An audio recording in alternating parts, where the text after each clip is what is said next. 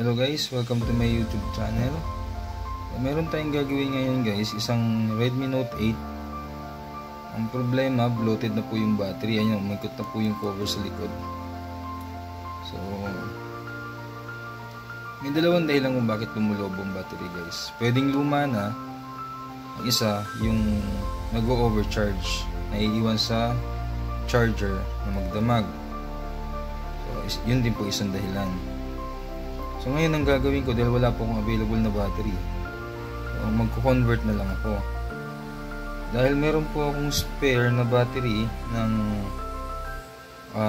BN44. Hindi ko po kasi matandaan kung saan tong model ng Xiaomi na BN44. Kasi ang battery po ng Note 8 ay BN46. Ayan po, BN46. Magkaiba po ng pin yung dalawang yan. Sa charging pin magkaiba. So ito po yung charging port ng BN40 ng 44. Ayan po. Tapos ito naman po yung charging yung terminal ng BN46, itong buo. Ayan po. So magkaiba po ng design. So ang gagawin ko, try ko pong ilipat ito sa BN46 sa BN44. So, subukan po natin.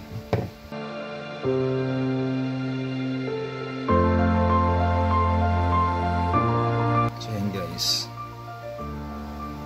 Tapos, disconnect nyo itong sa fingerprint.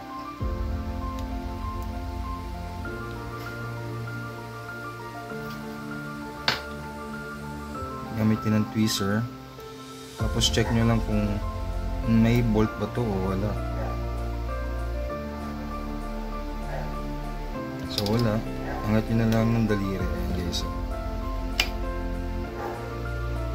Next step, tanggalin na natin yung mga bolt o yung mga screw.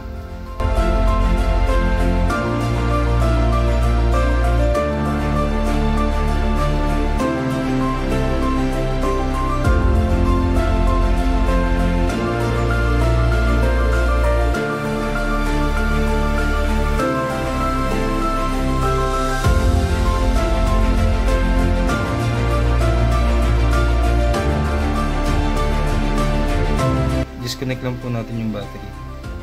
Yan po, unahin natin yung battery. Battery terminal, unahin natin disconnect gamit ng kuko or plastic pry tool. Yan. Para hindi po ma-damage yung LCD o motherboard. So, sunod natin yung main flex papuntang charger, charging board, at saka itong LCD. Disconnect lang po yan.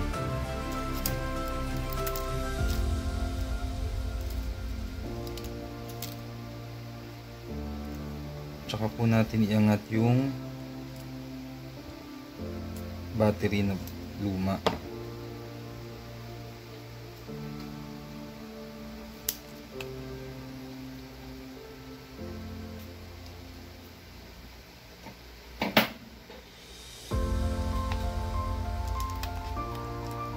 Sa pagtanggal nito guys, gamit na lang po kayo ng fluid, konti-unti lang para matanggalan po yung dikit. Wala rin naman pong tatama ang flex sa ilalim dahil nasa ibabaw po lahat ng flex. Ito po ay para sa may mga Redmi Note 8 na bloated ang battery. Pwede nyo po itong gayahin.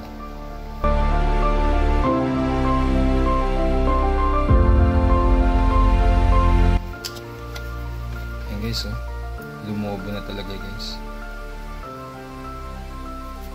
So ngayon, gagawin natin, check natin kung magka-size. Kasi ito guys, ang supply pa nitong battery na to, itong BN44 ay nasa 4.1. So good pa yung battery. Pakita ko sa inyo guys ha.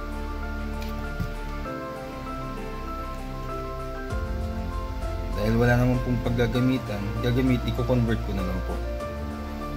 Lagay tayo sa positive line. Tapos yung kabila sa negative line, tignan natin kung ilang voltahe ang laman ng battery. So yun guys, so 4.1. So maganda pa, good pa tong battery na to. So tabi natin tong tester.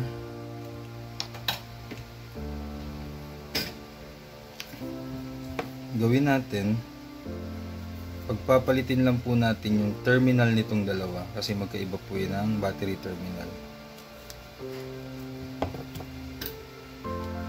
Sa pagtatanggal nito guys, ingat na hindi nyo tatamaan yung board ng kahit anong tweezer para hindi po mag-short o masunog yung battery. Kasi pag nagkamali po kayo ng sundot dyan,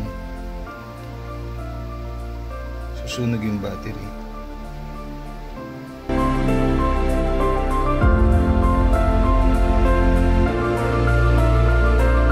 Kung gusto nyong matuto ng mga gaya nito, cellphone repair, umpisahan nyo muna sa pagpapalit ng LCD, papalit ng battery. Doon muna kayo magsimula. Tapos importante guys na na pag-aralan nyo muna. At gaya ko noon, nagsisimula pa lang ako, hindi, kumbaga ako guys, wala talaga akong background noon hanggang ngayon nag-aaral pa rin ako guys. Importante guys na meron kayong schematic diagram dahil napakahirap po pag wala yun. Doon nyo po makikita lahat ng linya ng isang cellphone.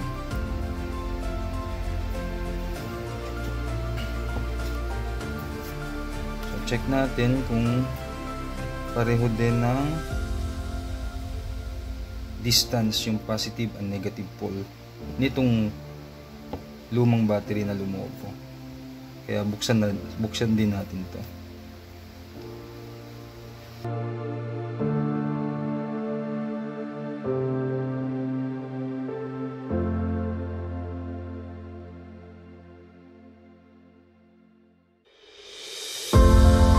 So yun guys, ayan. So halos pareho guys ng distance yung dalawa. So maswerte at kahit pa paano hindi tayo mahihirapan maglipat. So gagawin natin, tanggalin natin yung pagkakahinang dito. Tapos ito naman ang ililipat natin dito. So check natin kung pareho ng polarity.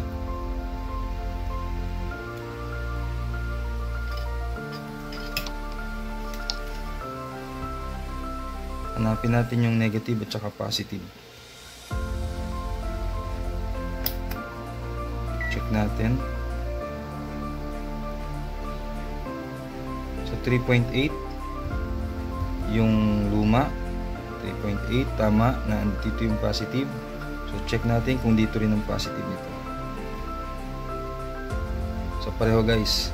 So ang mangyayari, tanggal kabit lang ang gagawin natin. Tatanggalin natin dito sa kabila, ikakabit naman natin sa kabila. So ganito guys, para hindi mahirap maghinang. Sa luma, putulin nyo sa puno.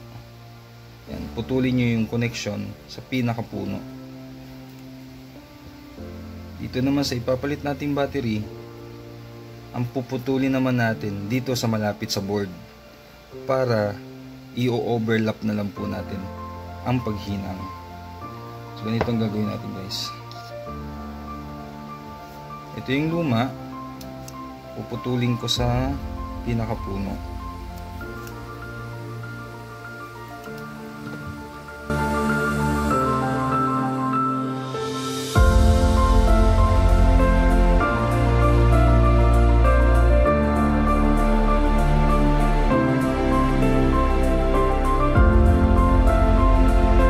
Kaya ako iniingatan guys kasi gusto kong makuha yung pinakapuno.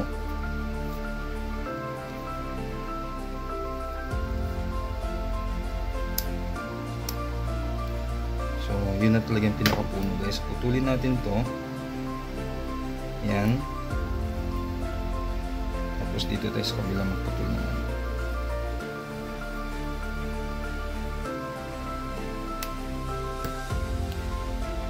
So, dahil nakuha na natin yung charging board,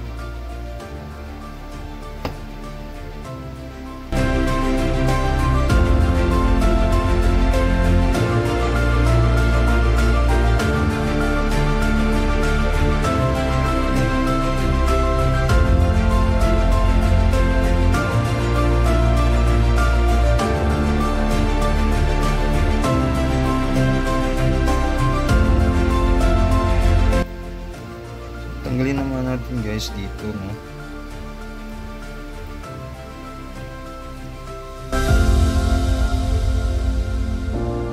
Ito yung ipapalit natin guys na bago.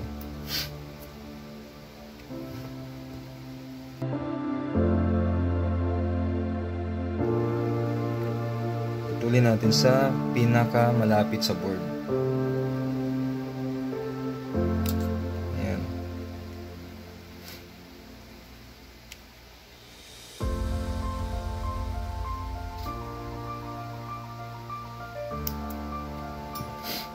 So, tabi natin to dahil di natin to kailangan. Tapos ito ang ikakabit natin guys. Papaliwanag ko sa guys, dapat ganyan guys, overlap o i-overlap lang. Ayan po. Kasi kung pinutol nyo pareho sa puno, hindi nyo na po yan may dudugtong kasi hindi nyo po ito mai-overlap. Ayan po.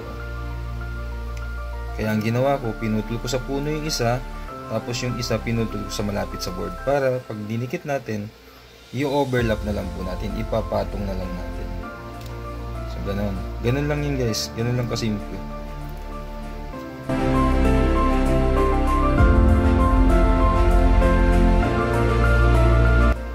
Importante lang naman guys na pagbalik ninyo, tama yung polarity. Dapat sa positive, positive, negative, negative. Kung nakalimutan nyo guys kung saan yung positive at negative ng board, may nakasulat po dyan. Gaya nito. Ayan po. Sa bandang kanan ko nakalagay B-, tapos dito sa midaliri ko sa kaliwa, nakalagay po dyan ay B+. Ayan po, B+. Yung isa B-. So dapat dito sa B- at B+ ka rin magdudugtong. Ganyan.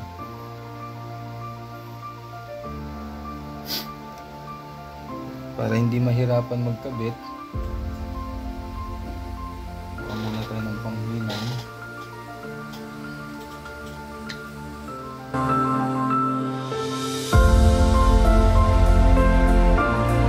Tapos gamit po tayo ng solder paste. Ayan po, solder paste.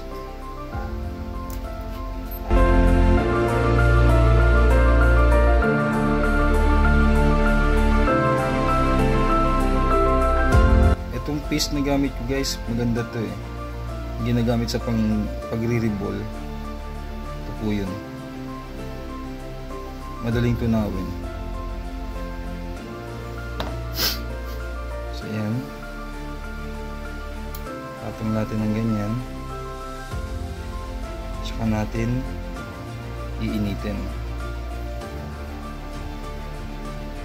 Mas maganda sana guys kung meron tayong clip para pag lagay natin yung solder paste yung panghinang, lapat na lapat, hindi nahihiwalay. Parang ganyan po, no? Panoorin nyo na lang guys.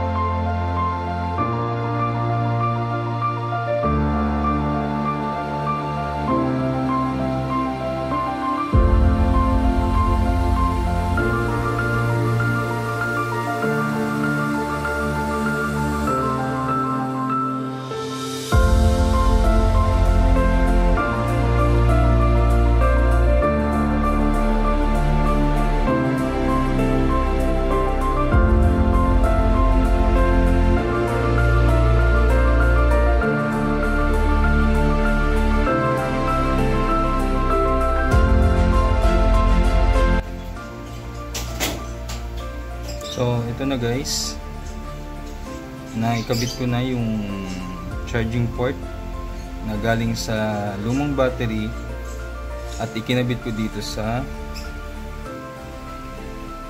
BN44 na battery. Tandaan nyo guys ha, ang original na battery ay ito po, yung wala ng charging board, battery board. Ang code ng Redmi Note 8 BN46. Tapos tinanggal ko yung board, inilipat ko dito sa BN44. So try natin kung uubra, kasi na-test ko na rin to guys. Ayan, ang reading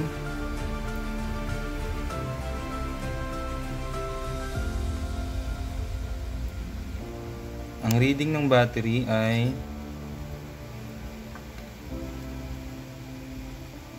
guys ha, para makita nyo,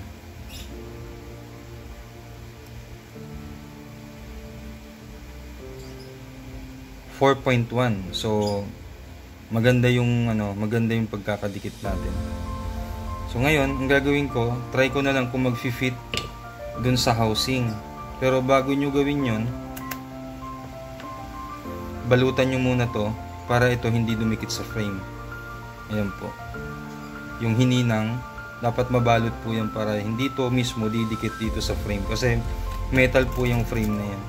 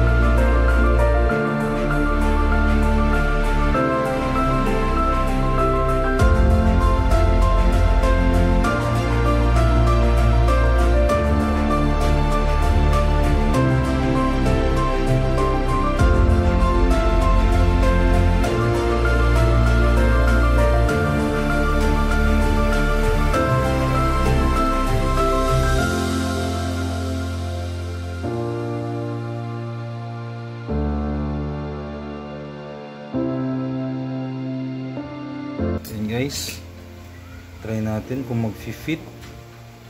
Sana hindi tumama sa frame.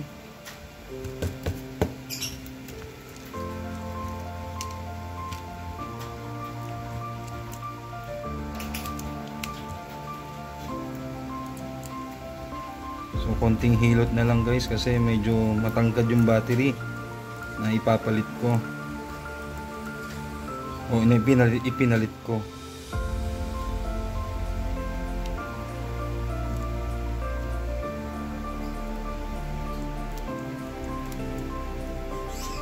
Ayan, kabit natin itong guys, iwas ko lang dito sa sa camera.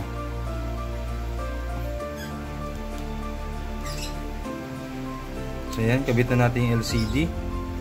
Ayan natin.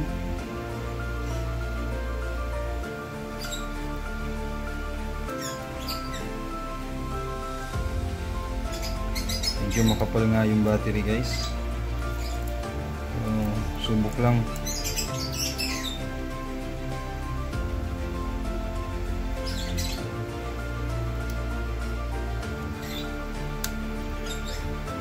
Yan, nakakabit na yung battery, yung LCD.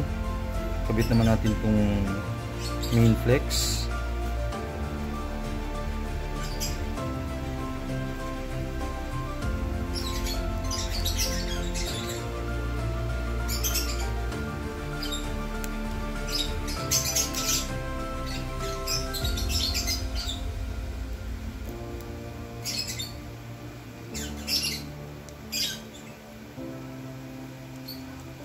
Yan, nakakabit na rin. Tapos lagyan natin yung battery.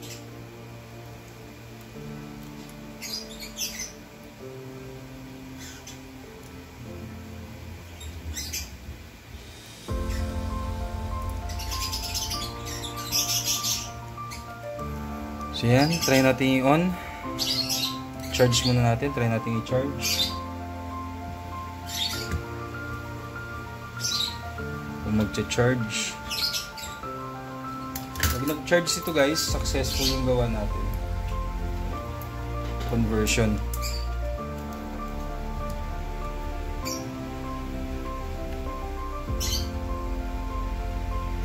So yan guys, nabuhay, no? So yan guys, nagcha-charge. Ibig sabihin, successful. Ngayon, try ko muna i-on. Tapos tignan natin kung lalabas yung kidlat.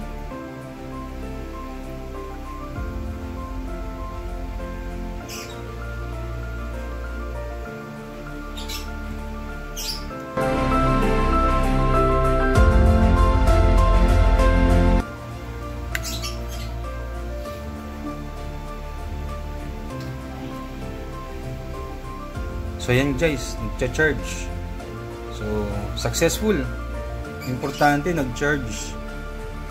So sana po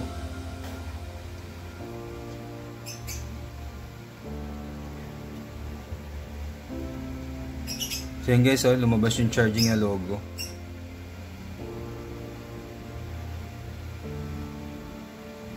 Yan guys. So yun lang guys, sana sana makapulutan niyo ng idea kung conversion na ginawa ko. Ang importante lang po na halos magkapareho ng kapal yung battery. Ito po, hindi ko sigurado kung lalapat pa yung casing nito. Kasi nga, gaya nga nasabi ko, medyo makapal ng konti. Pero dahil nga po sa akin naman tong phone at meron naman po itong back case, so kahit nakaangat ng konti yung back glass o back cover, wala nang problema sa akin po yun dahil matatakpan naman. So ito po, sinubukan ko lang kung po pwede. Dahil pwede naman, pwede nyo na rin pong gayahin. Successful naman po yung gawa. Basta kung may mga customer kayo na hindi available yung battery sa lugar ninyo, kahit sa inyong unit, sa sarili nyong unit, kasi yung mga battery na luma, pwede nyong itabi. May mapaggagamitan po kayo. Yung gaya ko, nag-iipon po ako ng mga battery na luma. Kahit yung mga lumang model ng cellphone, mga Nokia pa, meron din po ako. Kasi minsan, meron pa talagang naiiwan na old model. Minsan nga po naghahanap pa yung iba kasi may sentimental value daw. So yun lang guys, ang gagawin ko, ibabalik ko na lang po itong cover. Ito. Tapos isasara ko na po.